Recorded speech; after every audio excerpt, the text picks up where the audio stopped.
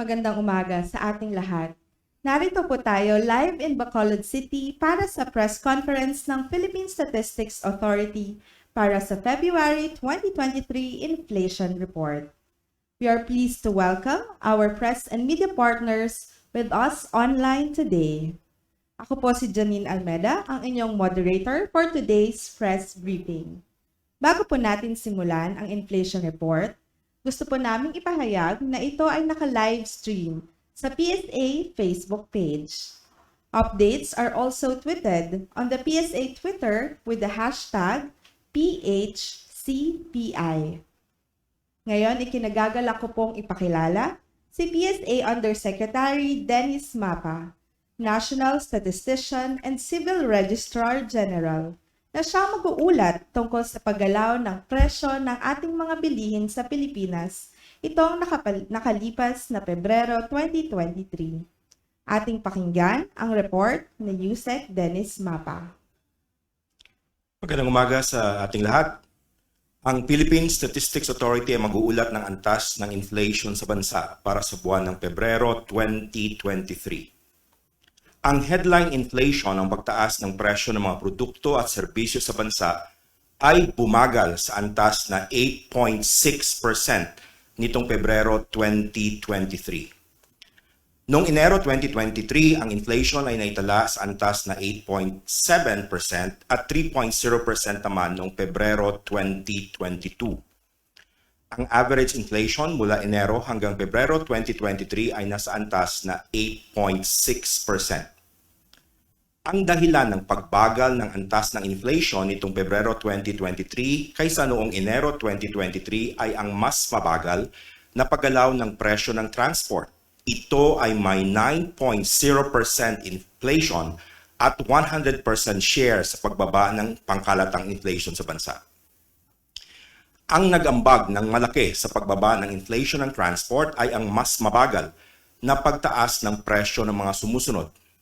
Gasoline na may 3.8% inflation mula sa 9.6% inflation noong Enero 2023. Diesel na may 14.2% inflation mula sa 30.5% inflation noong Enero 2023 at motorcycles na may 2.7% inflation mula sa 3.5% inflation noong Enero 2023. Pagdating naman sa overall inflation nitong Pebrero 2023, ang pangunahing nag-ambag ay ang food and non-alcoholic beverages na may 10.8% inflation at 47.5% share.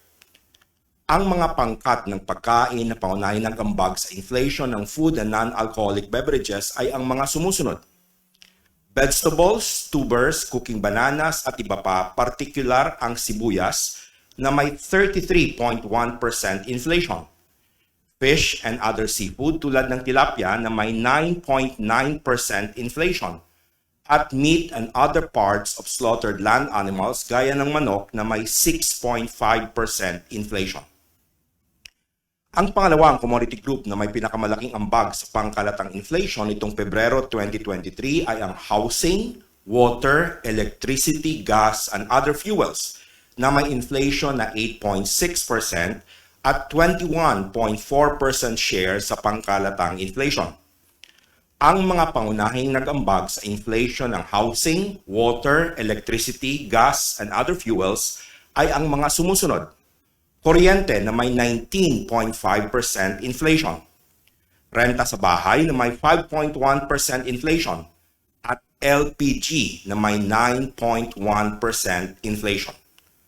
Ang transport ang ikatlo sa may pinakamalaking ambag sa pangkalatang inflation nitong Pebrero 2023. Ang commodity group na ito ay nagtala ng 9.0% inflation at 9.5% share. Ang mga pangunahing nag-ambag sa inflation ng transport ay ang mga sumusunod: other passenger transport by road tulad ng pamasahe sa jeep na may 14% inflation, diesel na may 14.2% inflation, at passenger transport by bus na may 10.6% inflation. Sa 13 commodity groups, isa lang ang nagpakita ng pagtaas ng presyo ngunit sa mas mabagal na antas nitong Pebrero 2023. Ito ay ang transport na may 9.3% inflation. Samantala, siyam ang nagtala ng mas mabilis na pagtaas ng presyo nitong Pebrero 2023. Ito ay ang mga sumusunod. Food and non-alcoholic beverages na may 10.8% inflation. Alcoholic beverages and tobacco na may 11% inflation. Clothing and footwear na may 4.8% inflation. Furnishings, household equipment, and routine household maintenance na may 6.2% inflation. Health na may 4.0% inflation. Information and communication na may 0.8% inflation. Recreation, sport, and culture na may 4.4% inflation. Restaurant and accommodation services na may 8.1% inflation. At personal care and miscellaneous goods and services na may 5.3% inflation. Nanatili naman sa kanilang antas ng inflation noong Enero 2023 ang mga sumusunod. Housing, water, electricity, gas, and other fuels na may 8.6% inflation. Education services na may 3.6% inflation. At financial services na 0% inflation. Samantala, ang core inflation sa bansa ay bumilis sa antas na 7.8% nitong Pebrero 2023. Noong Enero 2023, ang core inflation ay naitala sa 7.4%. At 1.9% naman noong Pebrero 2022. Pagdating sa National Capital Region, ang headline inflation nitong Pebrero 2023 ay tumaas sa antas na 8.7%. Noong Enero 2023, ito ay naitala sa antas na 8.6% at 1.9% naman noong Pebrero 2022.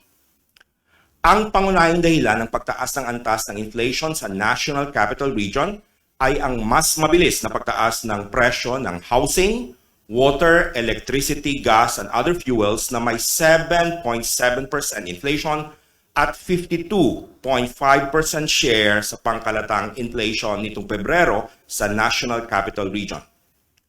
Ang nagambag ng malaki sa pagtaas ng inflation ng housing, water, electricity, gas, and other fuels ay ang mas mabilis na pagtaas ng presyo ng mga sumusunod.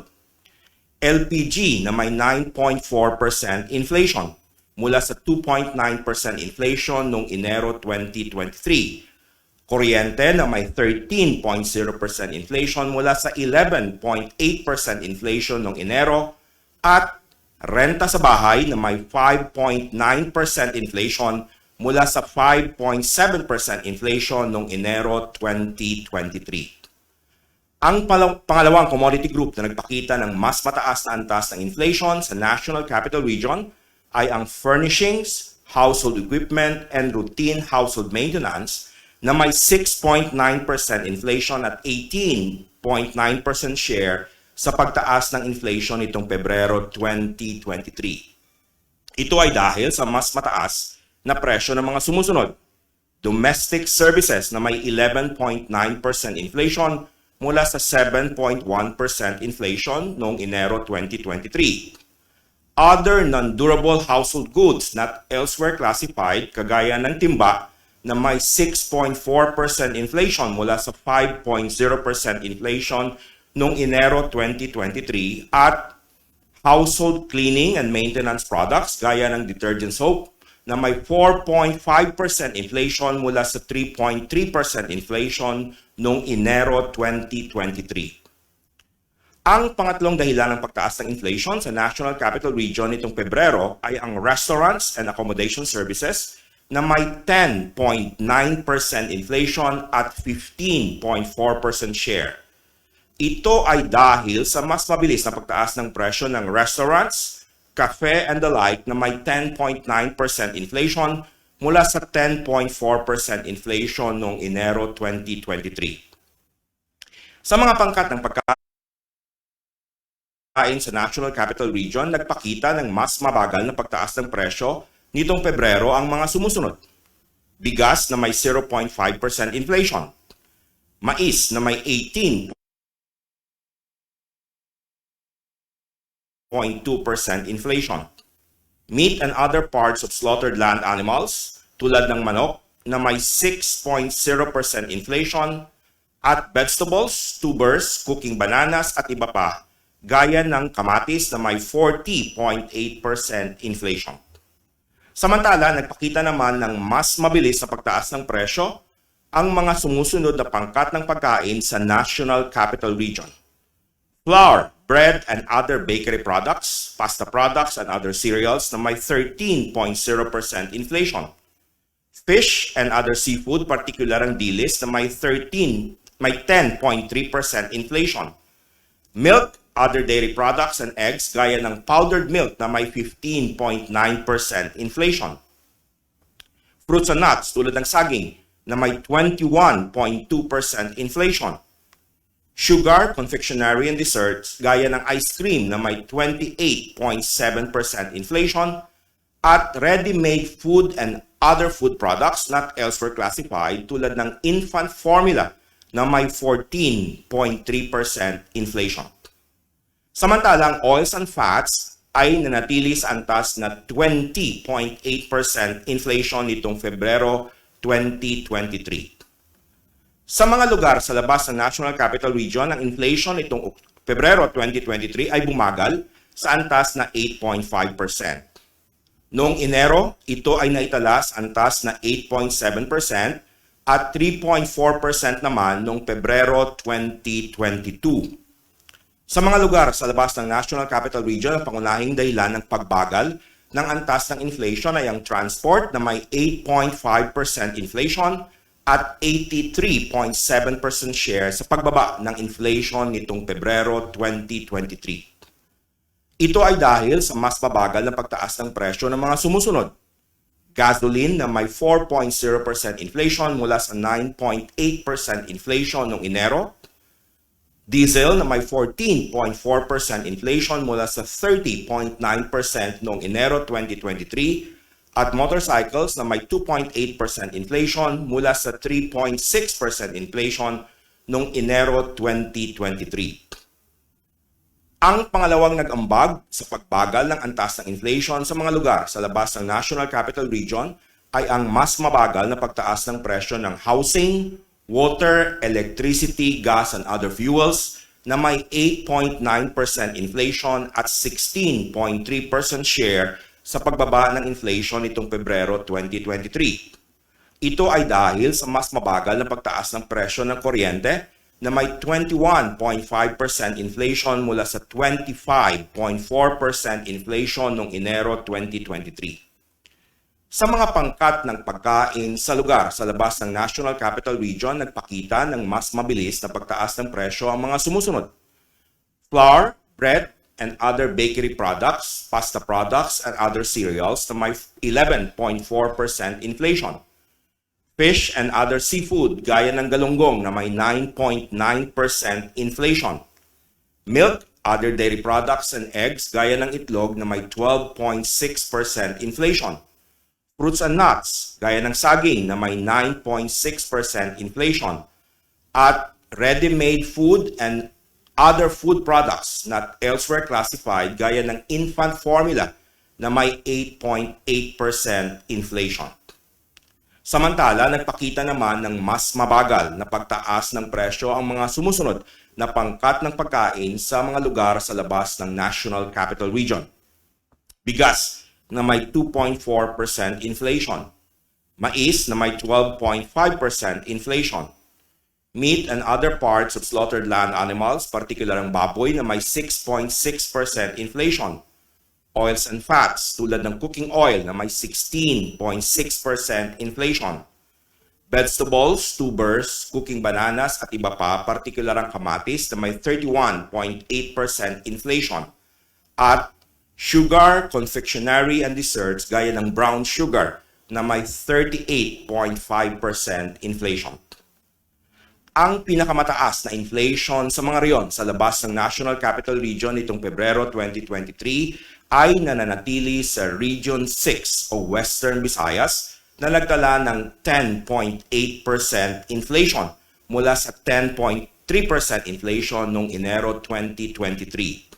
Samantala, ang pinakamababang inflation sa mga reyon sa labas ng National Capital Region nitong Pebrero ay nasa Region 8 o Eastern Visayas na nagtala ng 6.3% inflation mula sa 6.9% inflation noong Enero 2023. Kung ihambing sa inflation na naitala sa mga reyon sa labas ng National Capital Region noong Enero 2023, 7 reyon ang nagtala ng mas mataas na inflation nitong Pebrero 2023. Ito ay ang mga reyon na nasa box na kulay pula.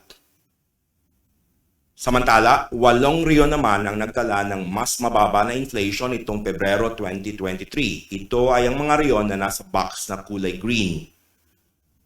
Ang Soc-Sargen o Region 12 ay nanatili sa kanyang antas ng inflation noong Enero 2023. Nitong Pebrero 2023, ang inflation sa bottom 30% income households ay naitala sa 9.7%. Noong Enero 2023, ang inflation para sa bottom 30% income households ay naitala rin sa antas na 9.7% at 3.5% naman noong Pebrero 2022. Ang mga pangunahing nag-ambag sa overall inflation nitong Pebrero 2023 para sa bottom 30% income households ay ang sumusunod na commodity groups: food and non-alcoholic beverages na may 10.3% inflation at 58.6% share. Housing, water, electricity, gas, and other fuels na may 12.2% inflation at 19.6% share. At restaurants and accommodation services na may 7.9% inflation at 6.1% share. Ang monthly data ng inflation para sa all-income households at bottom 30% income households ay inyong makikita sa website ng Philippine Statistics Authority. Maaari nitong ma-access sa mga links na naka-flash sa screen o sa pamamagitan ng pag-scan ng QR codes na nasa screen. Dito nagtatapos ang aking paglalahad ng antas ng inflation o pagtaas ng mga presyo ng bilihin at serbisyo sa bansa para sa buwan ng Pebrero 2023. Ang Philippine Statistics Authority ay lubos na nagagalak sa inyong paglahok sa press conference tungkol sa inflation sa bansa. Salamat at magandang umaga sa ating lahat. Salamat, Undersecretary Mapa, para sa ulat ng Pebrero 2023 inflation. Ngayon, bago po natin simulan ang question and answer segment, nais naming ipahayag na ang press kits ay ipapadala via email matapos po ninyong sagutan ang ating evaluation form. Para sa mga nais pong magtanong, pakigamit po ang raise hand feature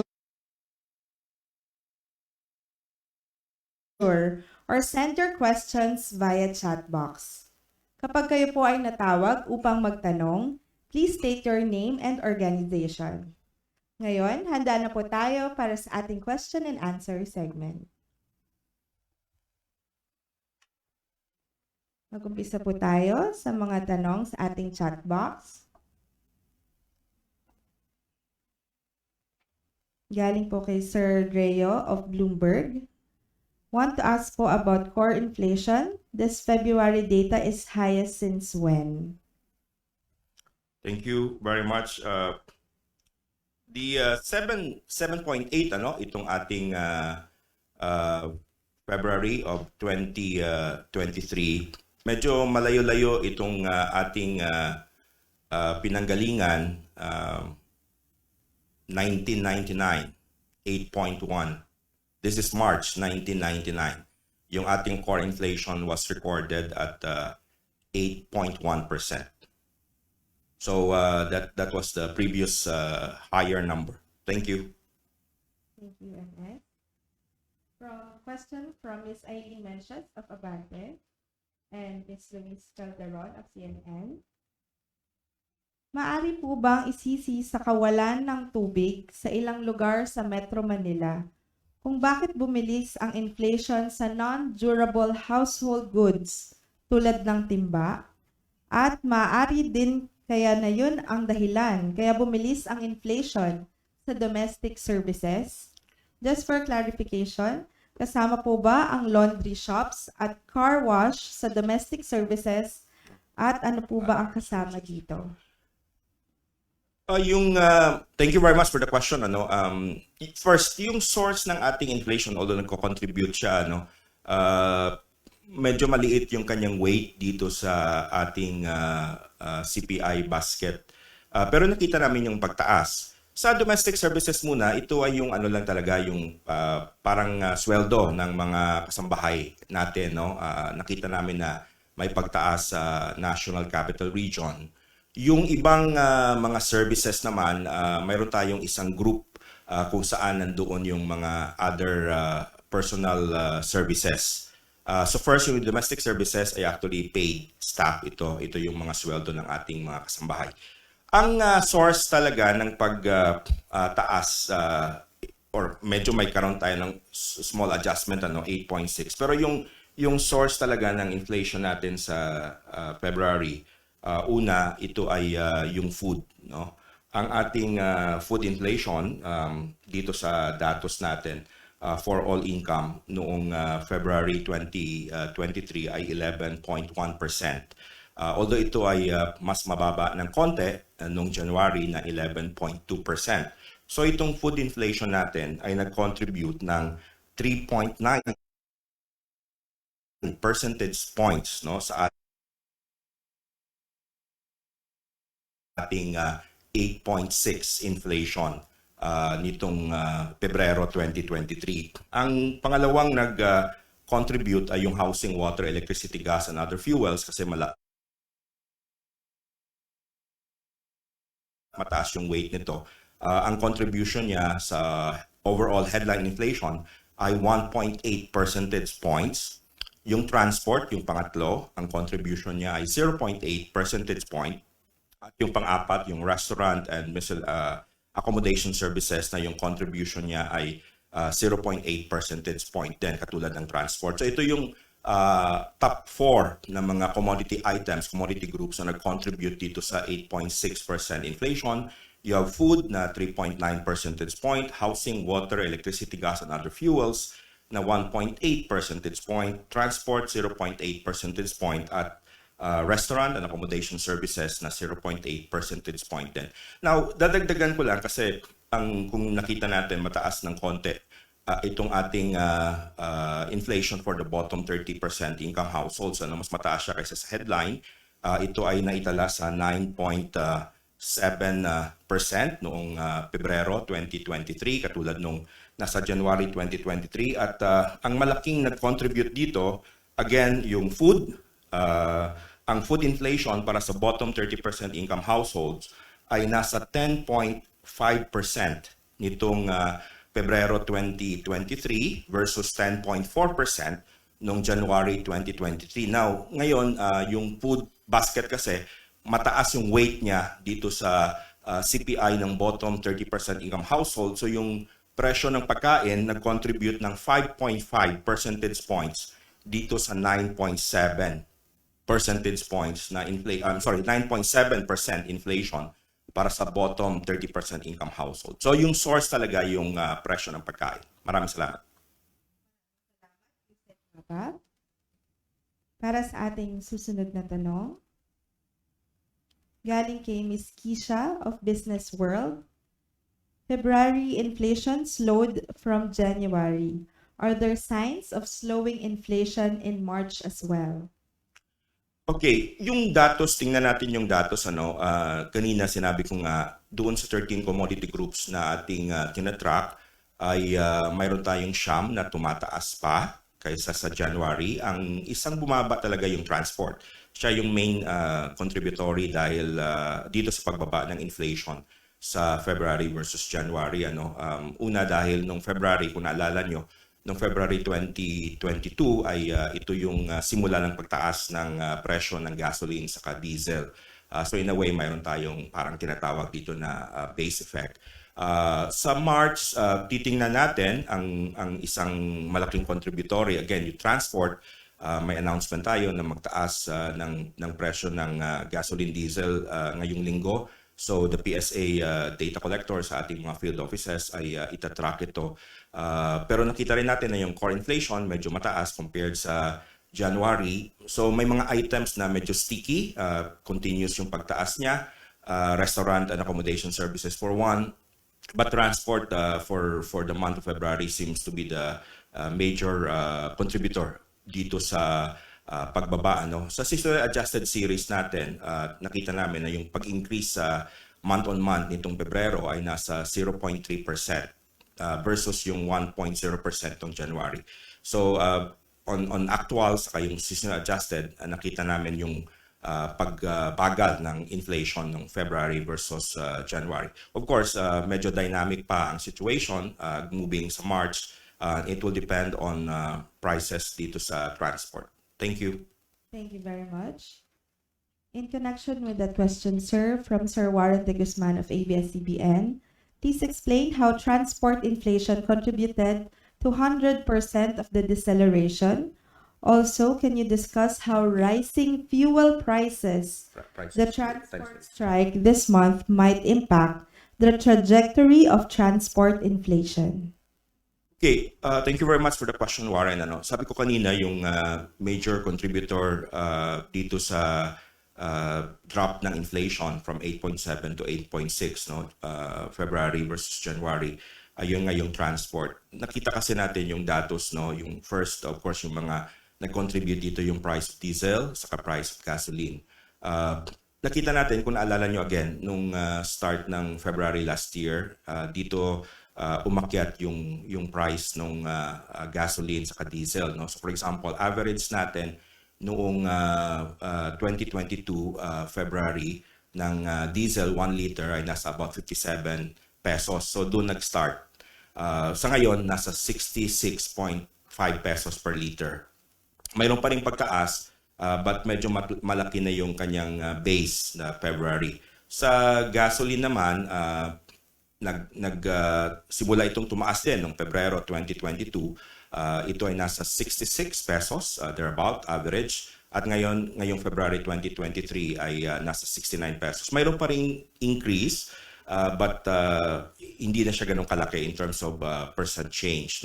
And ito ay makikita natin yung pagtuloy. Medyo babagal itong inflation natin for transport, particularly diesel and gasoline dahil nga March talagang mataas na ang ating price in 2022. So nagkaroon tayo ng base effect dito sa dalawang items. Thank you. Thank you, sir.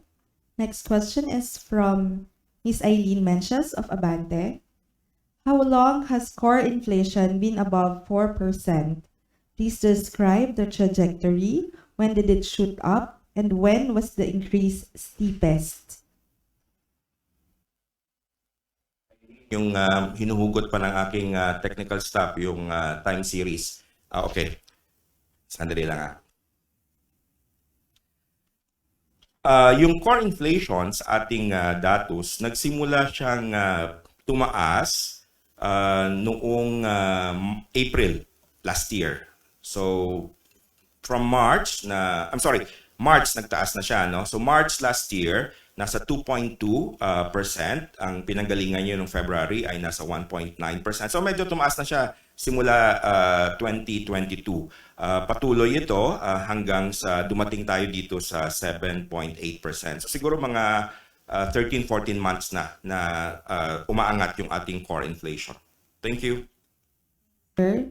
Sir, just a follow-up with Sir Warren de Guzman's question earlier. Sir Anas, can you give the impact of the transport strike on transport inflation? Okay.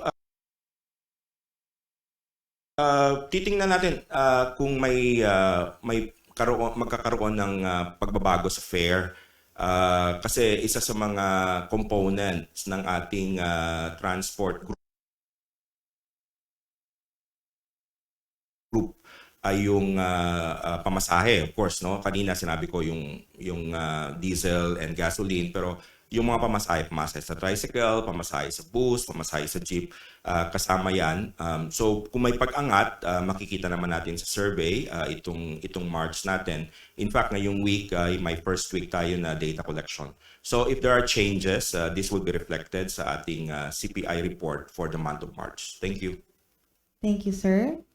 Next question is from Sir Ted Cordero of GMA News Online. Namomonitor po ba ng PSA kung may epekto na sa inflation ang interest rate hikes ng BSP?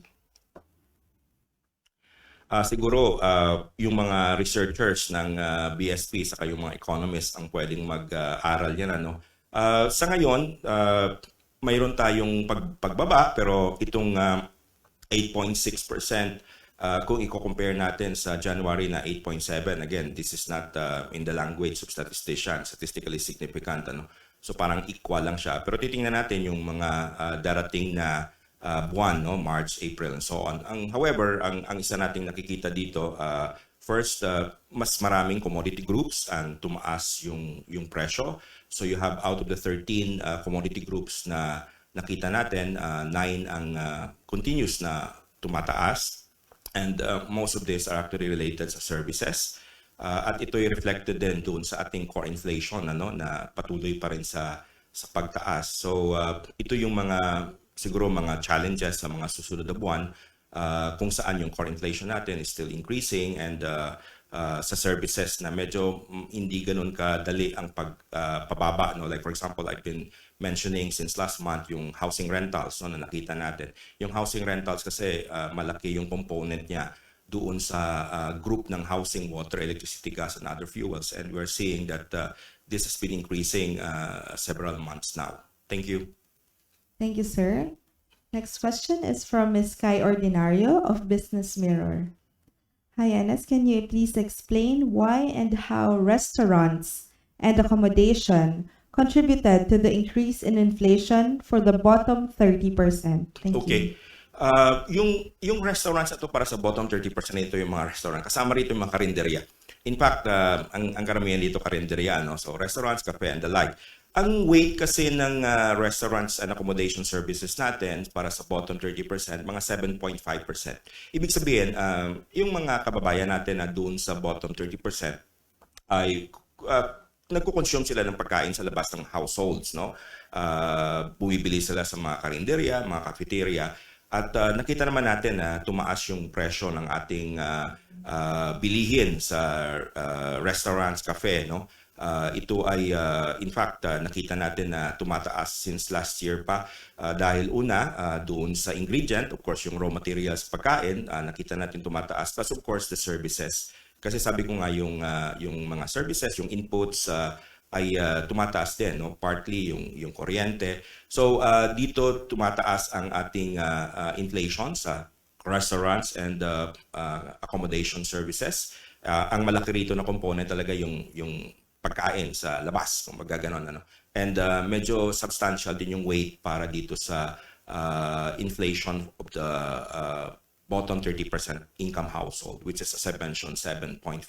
I think pangatlo ito. Una yung pagkain, yung food and non-alcoholic beverages, mga 55%. Pangalawa yung housing, water, electricity, gas, and other fuels, mga 15.5%. At pangatlo yung restaurants and accommodation services na nasa 7.5%. Again, ito ay yung mga pagkain na kinukonsume sa labas ng bahay. So, hindi naman necessary na yung mga restaurants. Karamihan dito, sabi ko nga, mga karinderya kasi covered din naman yun sa aming mga surveys. Thank you. Thank you, sir. Next question is from Ms. Bernadette Reyes of GMA.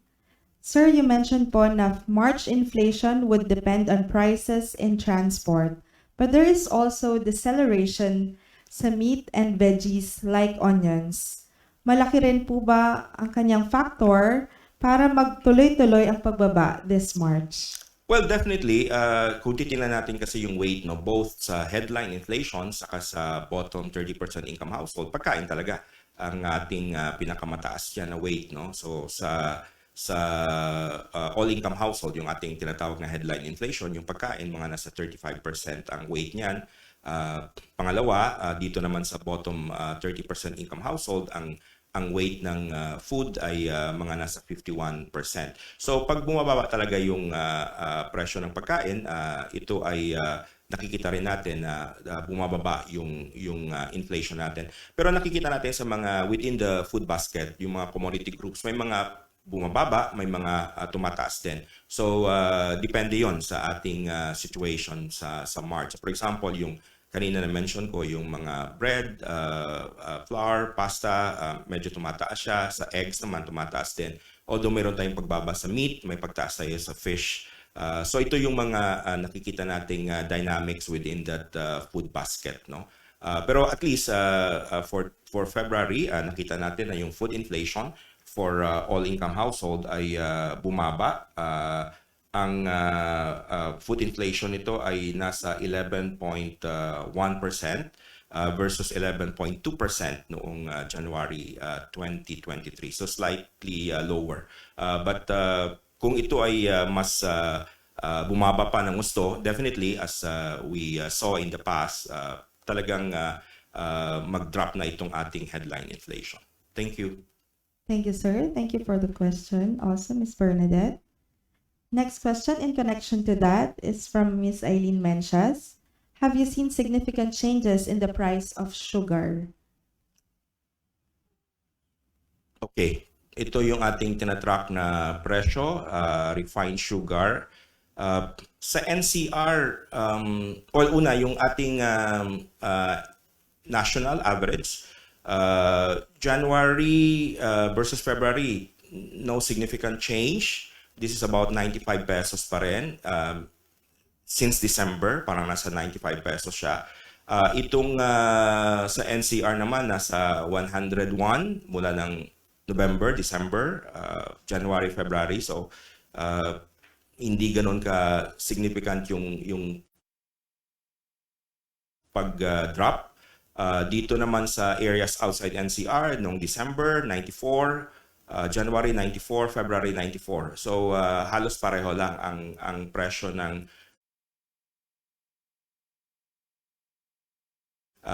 sugar per kilo dito sa ating mga outlets, no? NCR and areas outside NCR. Thank you. Sir. Next question is from Sir Warren de Guzman of ABS-CBN. Considering early returns in March, as well as government efforts to improve food supply, would you say we are close to seeing the peak of inflation? Or would you say the February inflation deceleration is temporary?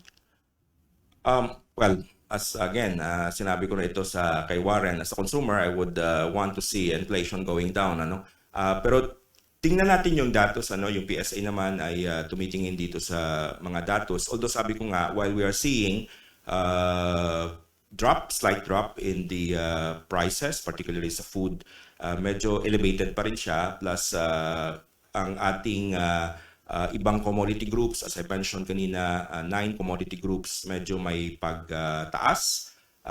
Kaya ito yung mga challenges, but we are continuously monitoring the prices of the different items. Like sabi ko nga kanina, yung transport natin, may announcement in terms of increasing prices of gasoline and diesel this week. So ang ating mga field offices ay nagko-collecta ng data on a weekly basis para matrack natin. Yung expectation whether this is already a start of deceleration, sa akin sa ngayon ay mayroon tayong nakikita, of course, from the data, it's 0.1 percentage point versus January at sabi ko nga kanina, yung season adjusted series natin, mabagal yung kanyang increase, 0.3 versus 1.0 noong January. So these are actually good news, no? But there's still other challenges, particularly dito sa core inflation. Medyo yung low volatility items, medyo sticky a bit ang prices, no? Continuously increasing.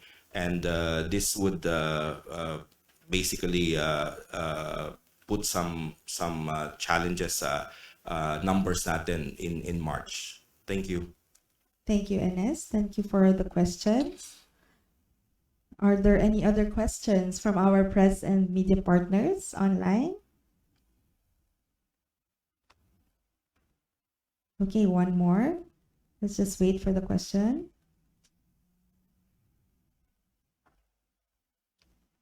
Another question from Sir Warren de Guzman. Can you discuss the time series for NCR inflation?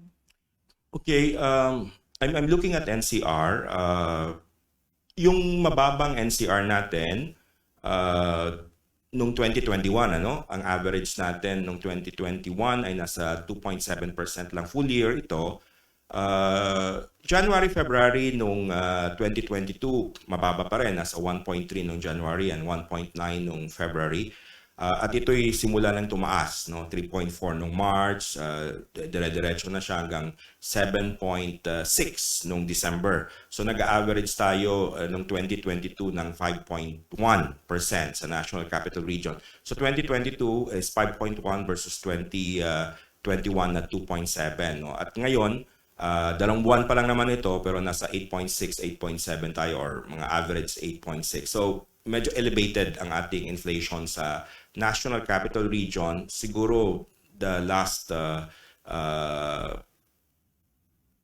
months, above 4%. Thank you. Sir, highest since when daw po? Yung ating 8.7 sa National Capital Region,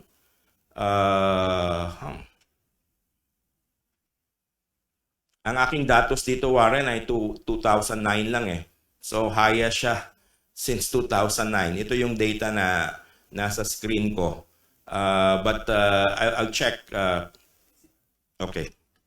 You have the longer series. National Capital Region. Highest since May.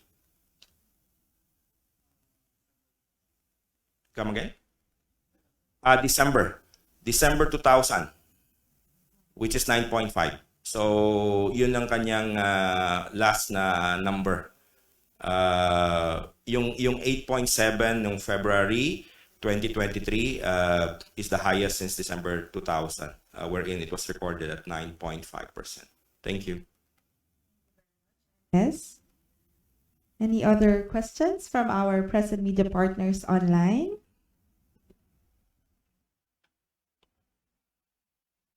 Okay, so if there are no more questions, we would be closing our question and answer segment. Okay, thank you very much. We would like to thank all of our press and media partners for joining us in this February 2023 Inflation Press Conference. Sana'y patuloy ninyo po kaming suportahan. You may visit our webpage at www.psa.gov.ph for more updates. Pinasasalamatan din po namin ang PSA Region 6 at PSA Negros Occidental na ang ating host para sa activity na ito na ginanap dito sa Bacolod City. Muli, I am Janine Almeda ng Philippine Statistics Authority. Maraming salamat at magandang umaga po sa inyong lahat.